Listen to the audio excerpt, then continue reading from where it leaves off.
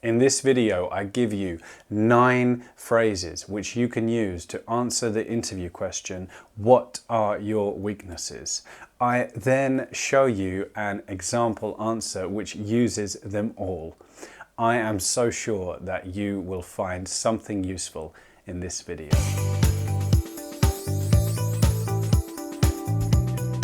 Hello, my name is Callum Hems and I'm the host of Simple English.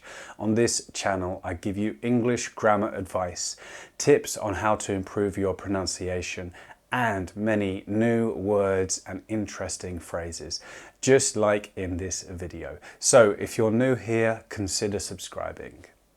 I'm now going to guide you through the process of forming an answer for this interview question.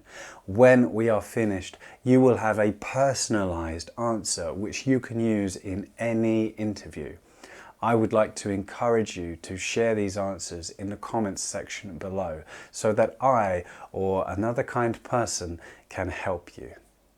Let's start with the first phrase.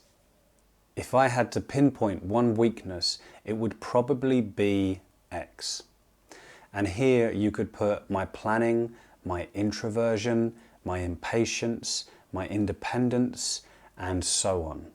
You could do a brainstorm here to help you get some ideas. Okay, now let's have a look at the next phrase.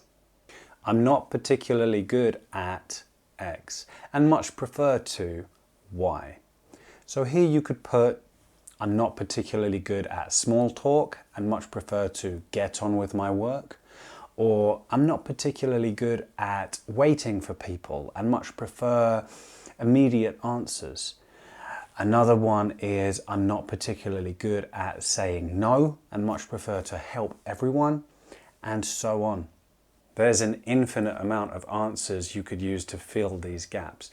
Okay, let's have a look at another phrase. I'm very good at X, which is why I can often get away with Y. So here you can put, I'm very good at improvising, which is why I can often get away with having no plans. Or I'm very good at the sales side of things, which is why I can often get away with being not so good at the paperwork. Or you could put, I'm very good at keeping track of deadlines, which is why I often get away with being too chatty on the job. So the point here is to have a personality trait which counteracts the bad one. And on to our next phrase. But when I see other people X, I do feel that I struggle in this area and could definitely improve. So in this gap, you can change the word people to another profession, and you also should have a gerund here, so the verb ing form. For example, when I see other people making small talk, I do feel that I struggle in this area and could definitely improve. Or, but when I see my colleagues keeping such good track of deadlines, I do feel that I struggle in this area and could definitely improve. Another one is you could say, when I see other people being focused on the specifics. So the idea is to insert your weakness here and say that when you notice people doing, with the gerund form, these things, you feel you can improve. Okay, let's move on to another phrase. This one is actually my favorite one of the bunch. It is, that's not to say that my X is my downfall. So you put your weakness here. That's not to say that my lack of planning is my downfall. That's not to say that my introversion is my downfall. The point is that after this sentence, you will move on to describe your strengths, which actually offset your weaknesses. So the next phrase is, I'm actually very capable of X, which is Y. And here we want to go into more details. So I'm actually very capable of working on a project for large lengths of time, which is why my manager often praises me. Or I'm actually very capable of using complex computer software, which is why my colleagues regularly come to me for advice. So after declaring your weakness and saying, well, actually it's not your downfall because you have these strengths which people actually ask me about. And then we're going to move on to say, but I do realize that X would benefit from Y. So here we'll stick with that previous comment and say, working too thoroughly on a project can be a waste of time, and I would benefit from allowing myself to be 95% finished rather than 100% finished.